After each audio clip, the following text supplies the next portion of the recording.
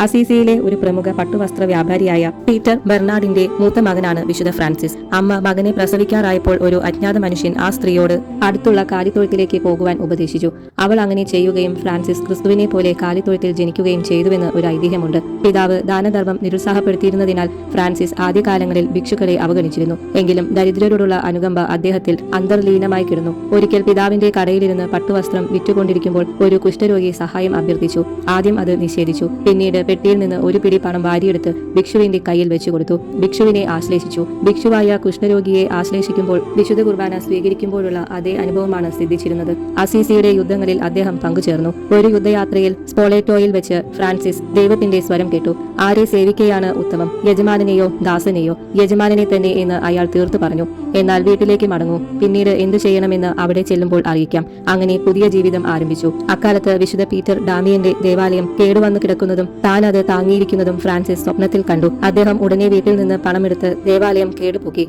പിതാവ് ഫ്രാൻസിസിനെ വീട്ടിൽ വെച്ച് പ്രഹരിക്കുകയും മെത്രാനച്ചനോട് പരാതിപ്പെടുകയും ചെയ്തു. ഫ്രാൻസിസ് അരമനയിൽ ചെന്ന് വിലപിടിച്ച് തന്റെ വസ്ത്രങ്ങൾ അഴിച്ചുവെച്ച് അവയും കുടുംബസ്വത്തിലുള്ള തന്റെ ഓഹരിയും പിതാവ് യഥേഷ്ടം ഉപേക്ഷിച്ചു കൊള്ളട്ടെ എന്ന് രേഖപ്പെടുത്തി. മെത്രാൻ നൽകിയ ഒരു രോമവസ്ത്രത്തോടെ തെരുവീതിയിലേക്ക് ഇറങ്ങി.